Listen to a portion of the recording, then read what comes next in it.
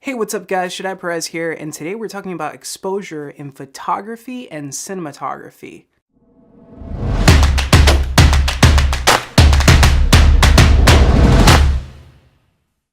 So we're going to be talking about the basics of exposure. We're going to be covering aperture, shutter speed, and ISO. This is going to be a two-part series, and we're going to start off with aperture. So what is aperture? Well, aperture are blades that are in between the lenses of your camera that allow a certain amount of light to come in. Take this old lens, for example. It has a manual aperture, and as I close it, it gets smaller and smaller. So what this does, it changes the amount of light that's coming into the lens. So why is this important? Well, the size of your aperture determines how much light travels into your camera and to your camera sensor. And that's going to determine if it's bright or dark. And it's also going to affect a few other things, which we'll get into. So how do you know what size is your aperture? Or how do you measure that light? Well, for photography lenses, it's measured in f-stops. And for cinema lenses is measured in t-stops. And without getting too deep into it, f-stop is a fraction. It is the diameter of your lens divided by the focal length of your lens.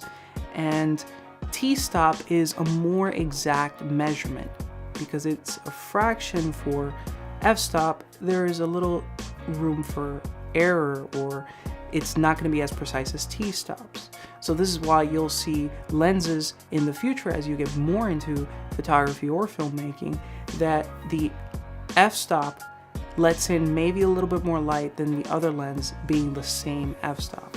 So now that we're talking about light, the amount of light that's coming in determines the f-stop number. So what f-stop number gets you more light? Well, it might seem weird to you, but it would be the lower number. This means that your aperture is wide open.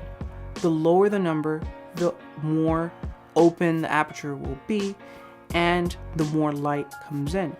So for instance, an f1.8 gives you a lot of light, and an f11 doesn't give you that much light. The hole is a lot smaller at f11 versus at f1.8, it's a lot bigger. And the same thing goes for t-stops. So when do you want to use these low f numbers or high f numbers, or low t numbers and high t numbers? Well, it depends on the situation that you're in and the overall look that you want. If you're at f1.8, for instance, you're going to get a lot of light. So this would be good if you're in a dark place and you need a lot of light. Now, if you're outside and the sun is out, an f8 or f11 would work better. Now, one thing I didn't say is that the numbers jump in increments of stops. And this is very popular. You'll hear people say, oh, I need to add a stop of light. Again, f-stops are measured in a fraction, so you'll go from one whole number to another whole number, so 1.8 to 2.8. For some cameras, you may have a middle area, but for the most part, that's how you measure light in stops. So if you're in a bright environment, you'll want to bring your f-stop up high and close the aperture, or if you're in a dark environment, you'll want to bring it down low. So there are other things to consider other than exposure when you're opening and closing your aperture. When I started out in photography, I really wanted a blurry background, or bokeh. So when I took a picture, everything was out of focus in the background and it was really pleasing. I really was after that look. Well, that look comes from opening your aperture really wide. So what happens is you change the depth of field. As you can see behind me, the background is really blurry. And if I take my cell phone and I move this in front of the lens, it gets more blurry. I've shifted the depth of field. So depending on the lens that you have, depending on its focal length and the aperture that you have set is going to determine how much blur you get in your background.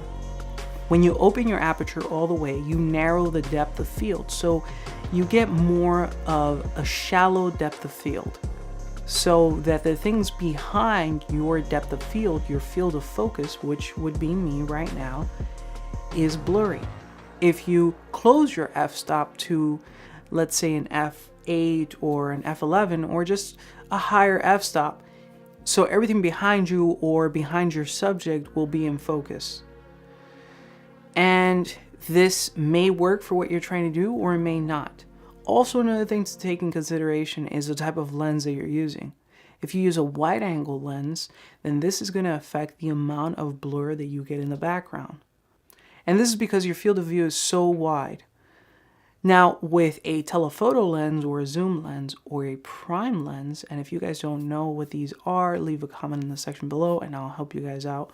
So with a lens that has a longer focal length or more millimeters, in this case, I'm using to film this a 18 to 35 millimeter lens, and I'm at f2.8, and I'm only about 4 feet from the actual lens. So I am able to get some blur in the background. So when you change your lens, you will affect how much your background is blurry, and your f-stop, when you change that, you will affect how your background is blur as well. So there's another thing to consider when you're talking about blurry backgrounds, and the aperture is the aperture blades and how many aperture blades are in your lens. And this is going to determine the quality of your background blur. And the more aperture blades usually is a better lens. You'll start seeing in your images or video, as the light is blurred in the background, either hexagon shapes or octagon shapes or round shapes, really rounded shapes. And the rounded shapes are more desirable and they look better than the hexagon shapes. And this is going to help the quality, and you'll see the difference.